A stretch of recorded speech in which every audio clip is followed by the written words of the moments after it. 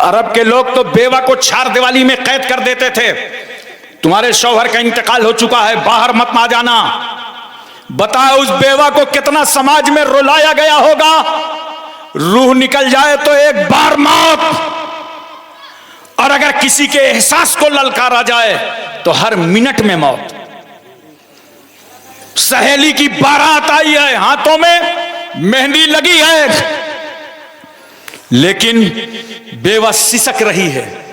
अब तू किसी के घर की दुल्हन नहीं बन सकती, किसी के घर रहमत और बरकत बनकर नहीं जान सकती। बेवा रो रही है, मंसूबे खाक में मिल रहे हैं, इरादे पामाल हो रहे हैं, मुस्तकबिल की खुशियां कदमों का बोसा दे दे करके वापस पलट रही हैं और अपने खुदा से फरियाद कर रही है, मेरे मौला अगर मेरे शौहर का इंतकाल हो गया तो मेरा कसूर ही क्या था।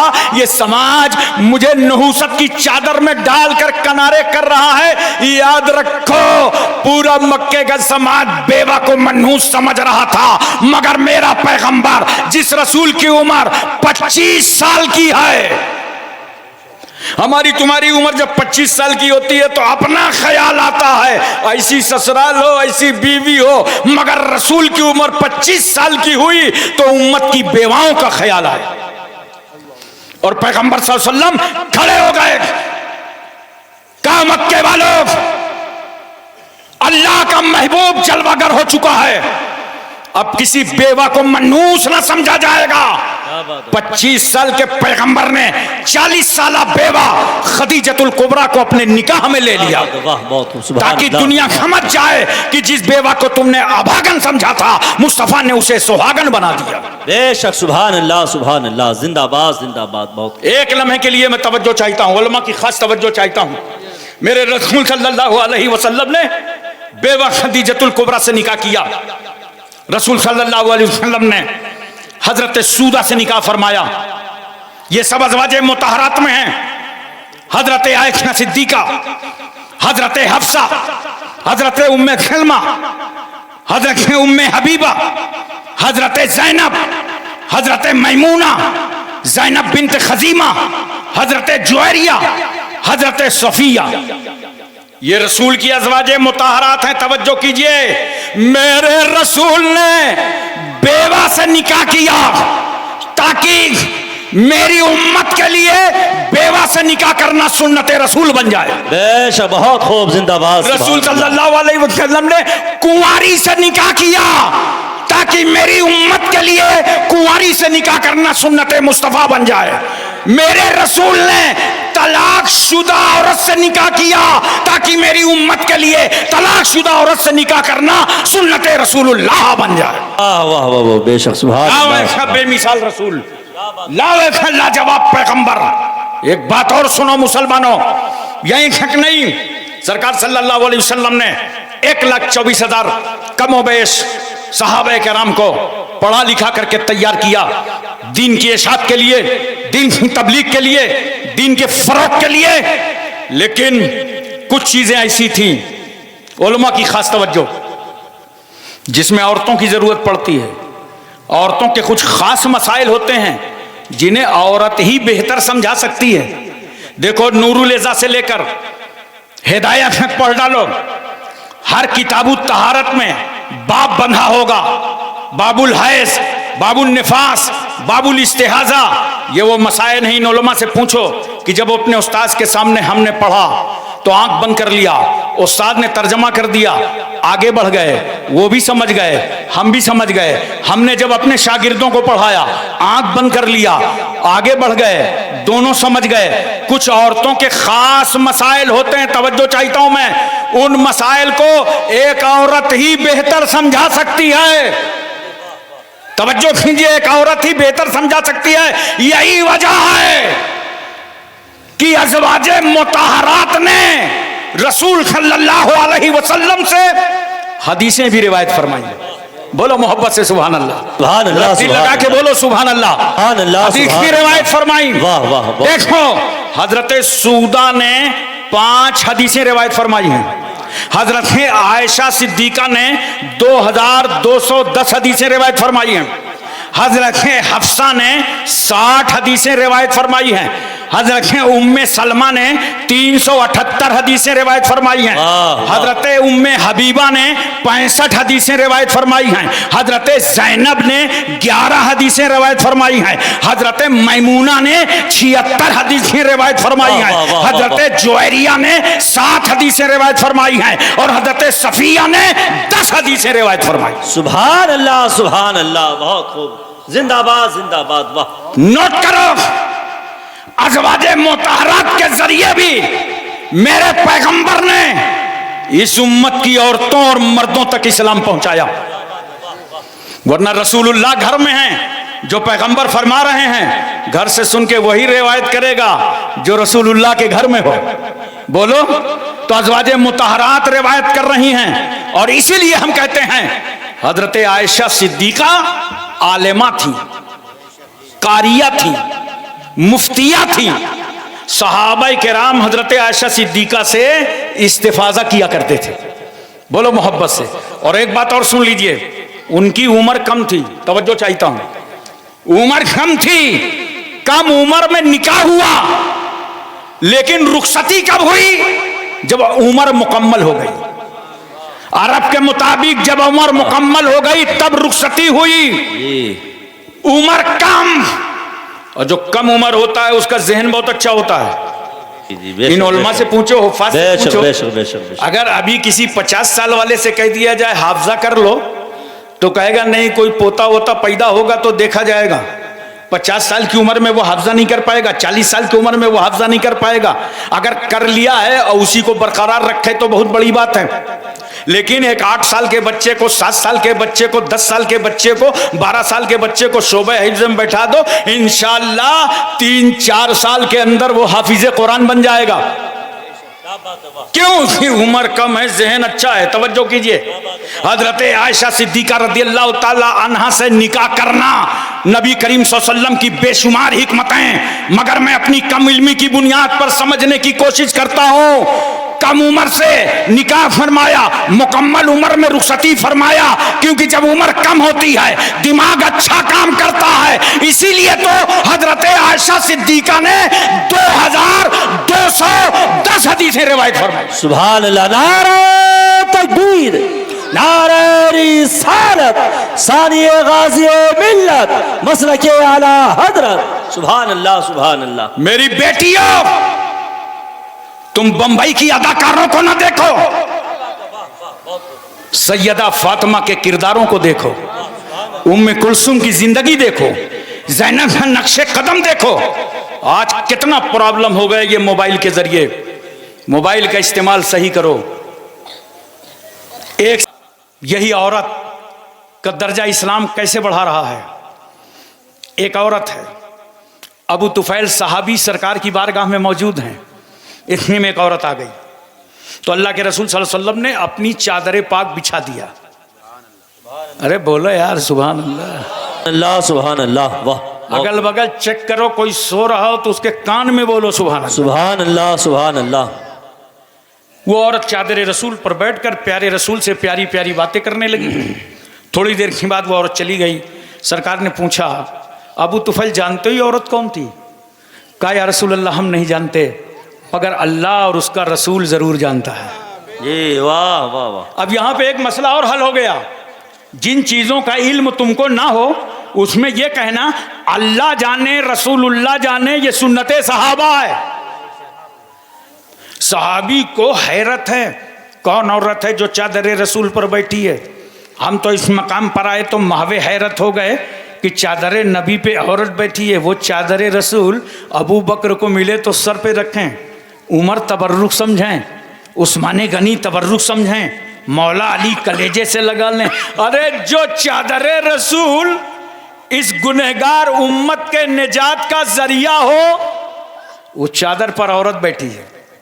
मेरे सरकार फरमाते हैं, सुनो अबू तुफैल, ये हैं मेरी रज़ाई माँ, इनका नाम है दाई हलीमा। क्या बात है। रसूल ने बता दिया कि जब रज़ाई माँ की अजमतों का ये आलम है तो हकीकी माँ की रिफतों का आलम क्या होगा। क्या बात है, वाह वाह। एक शख्स पैगंबर की बारगाह में हाजिर हुआ, कहा, या रसूल अल्लाह, मैंने अपनी माँ को कंधे पर बैठा कर 7 मरतबा हज बैतुल्लाह कराया है, क्या मैंने अपनी माँ का हक अदा कर दिया? मेरे पैगंबर फरमाते हैं अभी तो तुम इतना भी नहीं अदा कर सके जितना कि तेरी माँ ने तुझे गीले बिस्तर से उठाकर सूखे बिस्तर पर लेटाया था और खुद गीले बिस्तर पर लेट गई थी। एक शख्स पैगंबर की बारगाह में हाजिर हुआ, का सरकार मैंने अपनी माँ को कंधे पर बैठाकर अरब का पूरा रेगिस्तानी इलाका उबूर कराया, पैरों में वरम आ गया, आबले पड़ गए, क्या मैंने अपनी माँ का हक अदा कर दिया? मेरे रसूल फरमाते हैं मुमकिन है, तुम्हारी ये मेहनत व मशक्क़त अल्लाह तबारक व तआला उस छोटे से दर्द के एवज़ में कबूल फरमाए जो तुम्हारी पैदाइश में तुम्हारी माँ को कई बार दर्द हुआ था। इस्लाम की बेटियों, इस्लाम की शहजादियों, आओ माँ बनने के बाद इस्लाम कितना दर्जा बढ़ा रहा है, कितना मर्तबा बुलंद कर रहा है। नौजवानों, इस मौके पर मैं तुमसे कहना चाहता हूं, अगर किसी की माँ जिंदा हो ले लो दुआएं, बाप जिंदा हो ले लो दुआएं। तुम्हारे घर का पीर, सबसे बड़ा पीर तुम्हारी माँ है, तुम्हारा बाप है। बहुत सारे लोग देखो मज़ारों पे आते हैं ना हाजिरी देने के लिए, और जाते ही गए और मज़ार को दाबने लगे, लगता है बाबा बहुत थके हुए हैं, आज ये फर्मा बरदार मुरीद आया है, सारी थकावट उतार देगा। सुनो, मज़ारों को जा करके दावा ना करो, ये जाहिलाना रस्में हैं, बल्कि सुन, अगर साहिबे मज़ार के सदके में तुझे खुदा से कुछ लेना है तो मज़ार जाने से पहले अपनी माँ के पैर दबा के जाया करो, अपने बाप के सर में तेल डाल करके जाया करो। जब माँ बाप को राजी करके जाओगे और वहां दुआ करोगे तो तुम्हारे हाथ समटने ना पाएंगे, बाबे इजाबत से दुआ टकरा जाएगी, इसलिए कि ये वो बंदा दुआ कर रहा है जिसकी माँ भी राजी है, बाप भी राजी है। लो, अब तो वली राजी हो गया, जब वली राजी हो गए तो अल्लाह का रसूल राजी हो गया, और जब रसूल राजी हो गए तो अल्लाह राजी हो गया। बेशक बेशक, बहुत खूब, जिंदाबाद जिंदाबाद, वाह सुभान अल्लाह। बहुत सारे लोग जानते हो, मैं एक बात बताऊं, नौजवानों का कुछ का मिजाज बदल जाता है, शादी होने के बाद उनकी बोली ही बदल जाती है। कल तक जिस माँ को माँ कहते थे उसको बुढ़िया कहने लगे, और जब 10 बजे 11 बजे 8 बजे घर आते हैं ना, 1 किलो मिठाई का डब्बा लेके वहीं से झांकते हैं कि माँ तो नहीं देख रही, बाप तो नहीं देख रहा, निगाह बचाया, बीवी के कमरे में चले गए। मैं तुमसे पूछता हूं नौजवानों, ये 1 किलो मिठाई का डब्बा तुमने किसकी नजर से बचाया? किसकी नजर से बचाया? मां की नजर से? अरे देख, उसके हाथ तो लरज रहे होंगे, इस उम्र में तो वो उठ नहीं पाती होगी।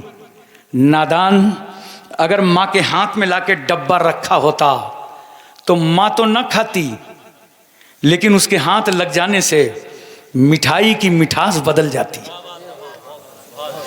माँ बाप की निगाहों को इस तरह धोखा देने वालों, बाप की तुम टूटी लाठी नहीं बनवा पाते, कुत्तों और बिल्लियों को दूध पिलाते हो, मां की आंख का टूटा चश्मा नहीं, टाइम पर उनकी दवाइयां नहीं। बदलो आपको, वरना ये इंतकाम खुदा की कुदरत इस जमीन पर तेरी औलाद के साथ तुझसे लेगी। जरा तवज्जो कीजिएगा, ले लो दुआ, मां बाप की दुआ ले लो। आज तक मैंने दुनिया में कामयाब आदमी नहीं देखा कि कामयाब हो गया हो और उसके साथ मां बाप की दुआ ना हो। कामयाब वही हुआ है जिसको मां ने उठा करके झोली दुआ दे दी हो, बाप ने जिसे दुआ दे दी हो, वही इस समाज में कामयाब नजर आता है। कभी मां को दुख न देना, बाप को तकलीफ न पहुंचाना, वरना अगर तुम्हारे दुख देने से, तकलीफ पहुंचाने से मां की आंख में आंसू आ गए, बाप रो पड़ा, तो ऐसे समझना कि तुम्हारी कश्ती समंदर में चल रही थी और समंदर का पानी तुम्हारी कश्ती में आ गया। बोलो, अगर कश्ती में समंदर का पानी आ जाए तो उसको डूबने से कोई बचा पाएगा। इसी तरह अगर दुखी होकर तेरी माँ ने अपनी आंख में आंसू तैरा दे दी तो समझ लेना तेरी जिंदगी की कश्ती में पानी आ गया है। अब इसको गर्काब होने से कोई ना बचा पाएगा। अपने माँ की इज्जत करो, बाप की इज्जत करो, उनका एहतराम करो।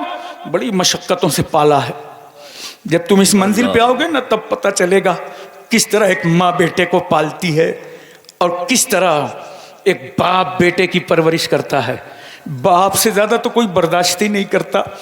इसलिए माँ तो बता देती है मैंने मुसीबत से पाला है, लेकिन बाप तो ये जुर्रत भी नहीं कर पाता, ये हिम्मत भी नहीं कर पाता औलाद के सामने ना कहता है कि तुम्हें पाला है, तुम्हें परवरिश किया है। थप्पड़ खा करके, तमाचे खा करके, गालियां सुन करके घर आता है तो औलाद के सामने मुस्कुरा देता है ताकि ये ना देखें कि मेरा बाप मुसीबतें झेल करके आया है। अरे वो एक बाप 10 बच्चों को घर में पाल रहा है, तुम 10 उस बूढ़े बाप को नहीं पाल पाते। नहीं पाल पाते जी, बिल्कुल। मोहब्बत करो अपने बाप से, अदब बजा लाओ बाप का। और जब दुनिया में नहीं रहेगा ना, देख मैं उस दिन अपने को जवान समझा था, 2019 में मैं जवान समझा था। इतने दिन तक मैं अपने को बच्चा समझता रहा। जब तक मेरे बाप का साया मेरे सर पर था मैं बच्चा समझता रहा कि मैं बच्चा हूं। और बाप का साया उठा तब ये दुनिया के अंधेरे और उजाले समझ में आए। कदर करो, बाप की इज्जत करो। पूरी कुर्बानी कर देता है जिंदगी की। शुगर उसको हो जाए, हार्ट अटैक की बीमारी उसको पैदा हो जाए, ब्लड प्रेशर उसको हो जाए, टीवी उसको हो जाए, तमाम बलाएं उसको झेल ले, बदन में दर्द, हाथ में दर्द, कमर में दर्द। ये क्यों पैदा होता है? ये आल औलाद के लिए वो बेतहाशा मशक्कतें करता है, आराम को आराम नहीं समझता। नौजवानों अपने बाप की कदर करो, बाप से मोहब्बत करो। और अगर माँ बाप जिंदा हैं तो ले लो दुआएं, दुआएं ले लो। बायजीद बुस्तामी हैं जिनकी माँ ने कहा बेटा पानी लाओ। बायजीद बुस्तामी आए, प्याले में पानी लिया, माँ के सराहने आए तो देखा माँ की आंख बंद है। खड़े हो गए कि जब माँ की आंख खुलेगी तो पानी पेश करूंगा। काफी रात गुजर गई, माँ ने आंख खोला तो सामने वफादार बेटा पाया। बेटा बायजीद तुम? हाँ माँ, आपने पानी मांगा था, मैं लेकर के हाजिर आ गया। आंख बंद हो गई तो मैं खड़ा हो गया। माँ कहती बेटे तुझे सो जाना था।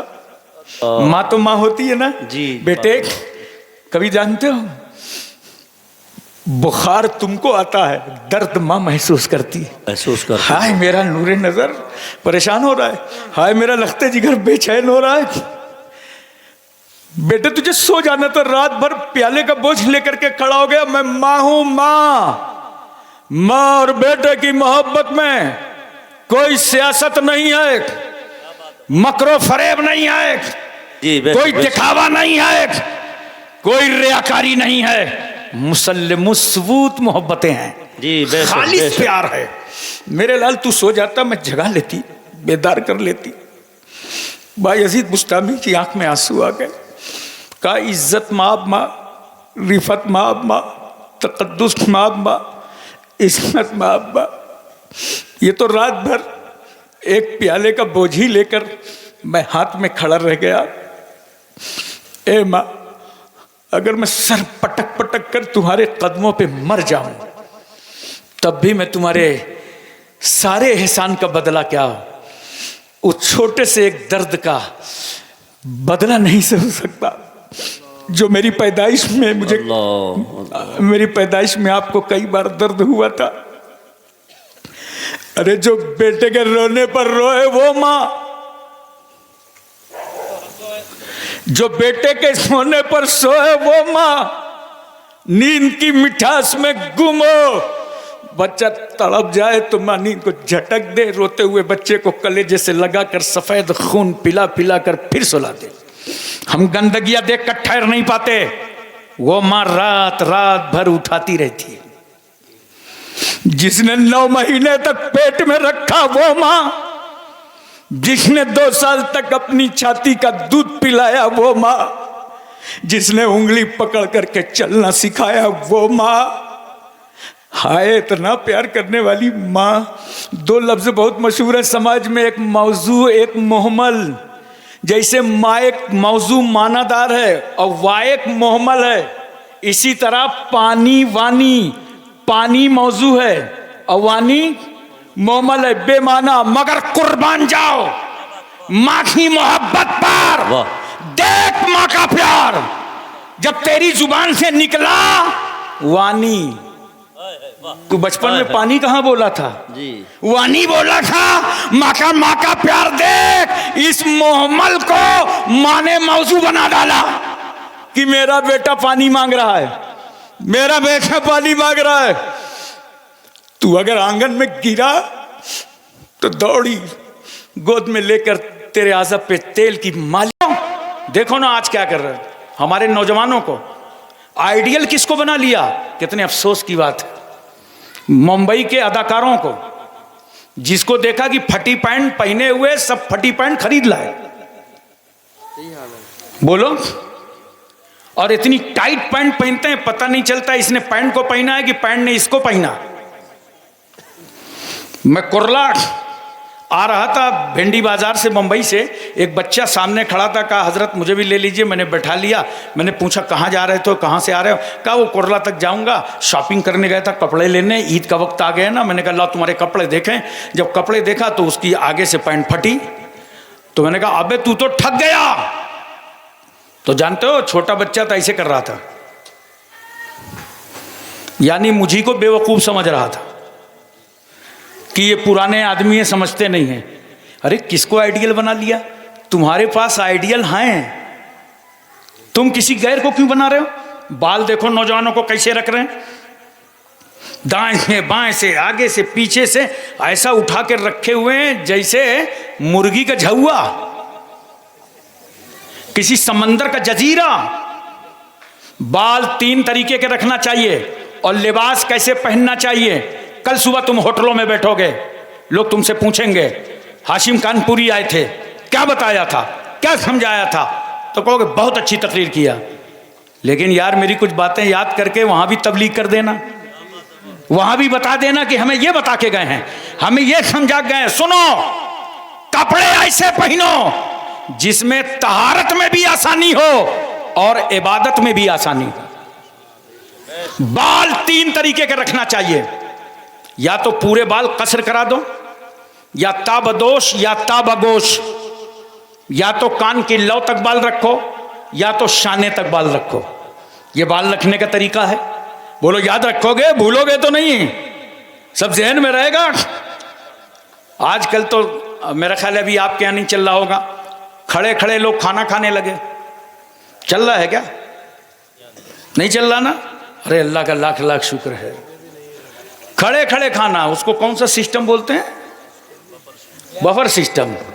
मैंने बंगाल में पूछा था कौन सा सिस्टम, तो एक ने कहा बम्फर सिस्टम। क्या सुन्नतों का मजाक उड़ा रहे हो? खड़े खड़े खाना खा रहे हो, बोलो सुन्नतों का मजाक उड़ा रहे हो। और बाद में कहोगे कि मौलाना लोग मुर्गा बहुत खाते हैं। और ये याद रखें उलमाए किराम, ये वही बोलता है जो कभी किसी आलिम की दावत नहीं करता, किसी इमाम की दावत नहीं करेगा, वही बोलेगा मौलाना लोग मुर्गा बहुत खाते हैं। बोलो, हमेशा याद रखना। अरे भाई मैं तुम्हें बता दूं, कभी अकल से सोचो, अगर मुर्गा बहुत खाते हैं तो कहाँ खाते हैं? हमें तुम्हारे ही दस्तरखान पे तो खाते हैं। और अगर तुम भी मुर्गा खाना चाहते हो तो बड़ा आसान तरीका है, पढ़ो नमाज़े पंजगाना, पढ़ो फजर बाद असर बाद तस्बीह फातिमा, अल्लाह तुम्हारा रिस्क कुशादा फरमा देगा। बेशक, सुभान अल्लाह सुभान अल्लाह। थोड़ी मेहनत क्यों करो मेरे भाई?